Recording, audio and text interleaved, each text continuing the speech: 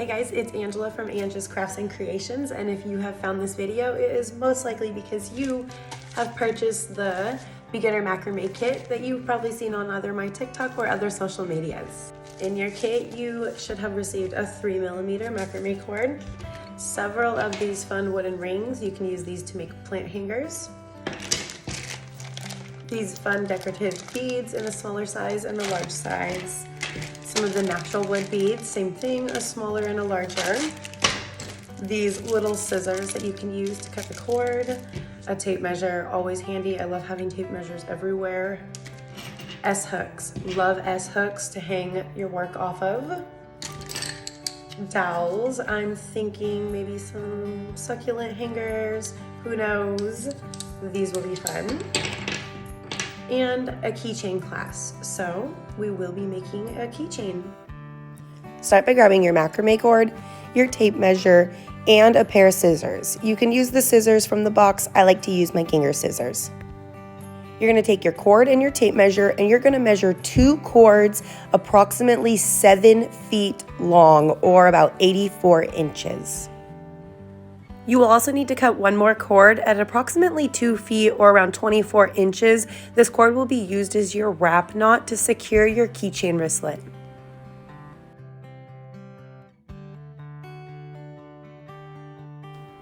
Now that your cord is cut, go ahead and grab your S-hook and your keychain clasp.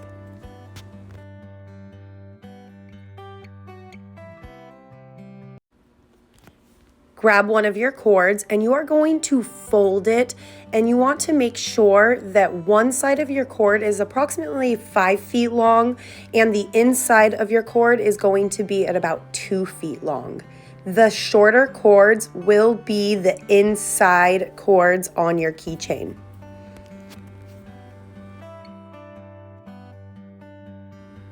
This is what it will look like where one of your cords is at about 2 feet and the other one is much longer. Once you have it like that, you will attach that cord to your keychain using a Lark's head knot. I do have a tutorial for that if you are not sure how to do a Lark's head knot.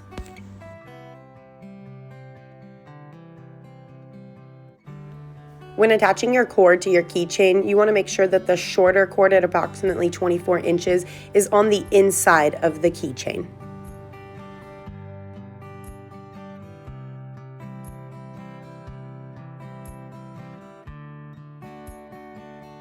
You will do the same thing with the other cord, again making sure that the shorter side of the cords are on the inside of the keychain.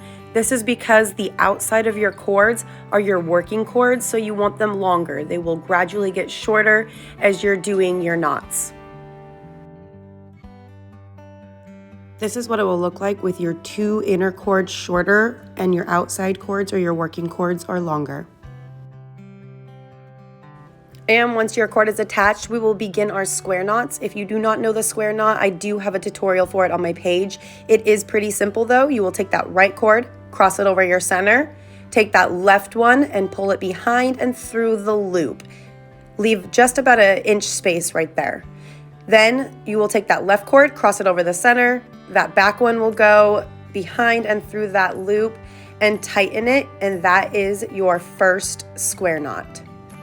I did leave a gap there for a reason. We will discuss that once we are further down. You will continue to do a series of square knots until you have reached 40 all the way down your cord.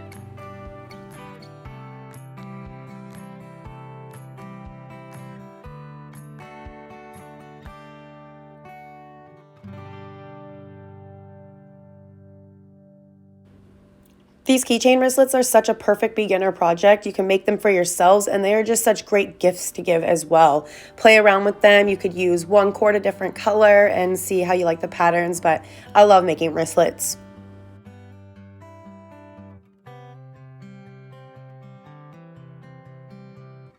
All right, we are almost done with our 40 square knots, and you should only have a few inches of cord left at the end of it. And this is what it will look like. Next, we are going to fasten the wristlet with that piece of cord you cut at approximately 24 inches at the beginning of the video. Grab your wristlet and fold it in half so that the square knots at the end match up. You will take that piece of cord about 24 inches long and you will complete a wrap knot. I do have the wrap knot tutorial on my page if you need to check it out. Your wrap knot should start where those two square knots end and should go all the way down to where your keychain fastener is. This was about 10 wraps around total for me. Now, this is not how I normally fasten off my keychains, but this keychain class was slightly smaller than the ones I normally work with.